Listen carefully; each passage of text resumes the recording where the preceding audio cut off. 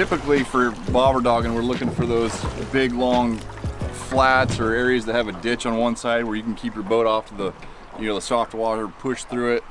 And that's what makes it so effective, is you can fish these ditches where, you know, if you're side drifting and you got a big drop off, you'll hang up because you got that sweep of your line. So because we're suspended way out and straight down, we're looking for those big long flats with ditches that we can just run just a super long swath of water. So that's what we're looking for. But today, you know, it's kind of a hunt in the slow clear water, so we're trying to hit every little pocket that we can.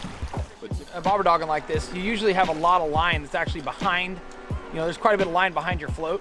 So it's way more important that you reel down to get the hook set versus just lifting up. If you lift up, you don't move nearly as enough line as you think you might, and really you end up not getting very good sticks on the fish. You'll get a lot of them where you just get a head shake and a flash and then it's gone, and you know, you're not really sure why you missed it, but the reason is because it didn't get tight on the hook set.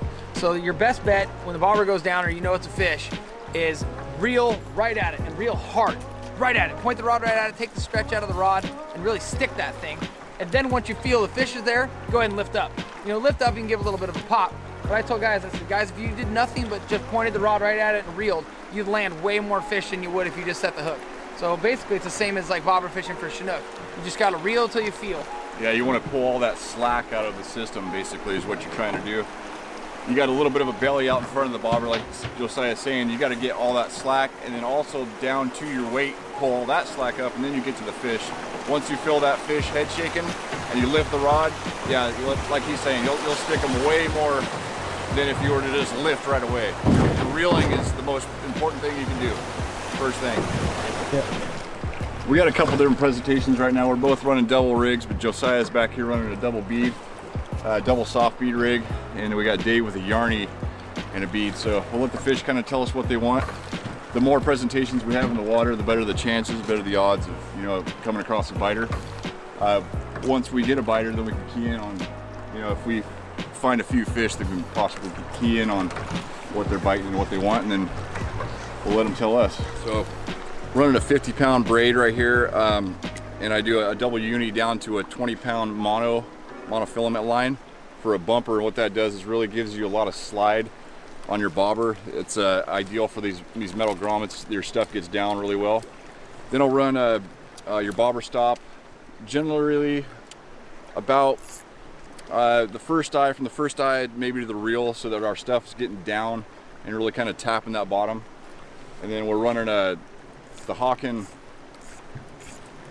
These are the little chubby bobber dogging floats, and I like to run a little another bobber stop just above my swivel here. That way, if I hang up on my weight, I don't lose everything up above this. So I just, you know, tie on another swivel and then a leader.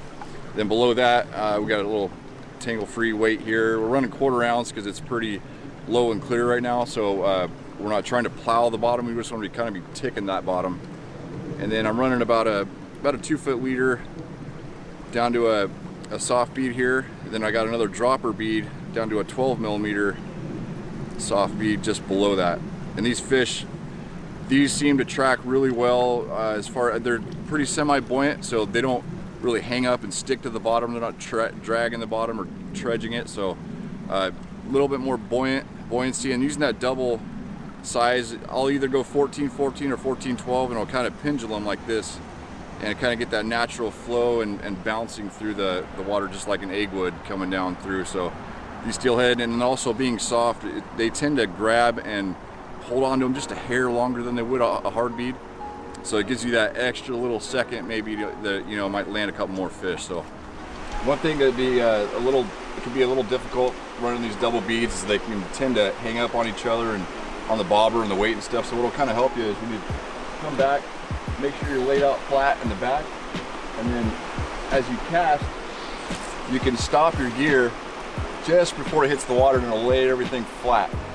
Whereas if you were to just let it go and it's doing this whip around and doing circles and stuff, that's where you get your tangles. So kind of stopping your spool right as it comes to the bottom of your hitting the water will lay everything out flat, and you'll get a nice drift.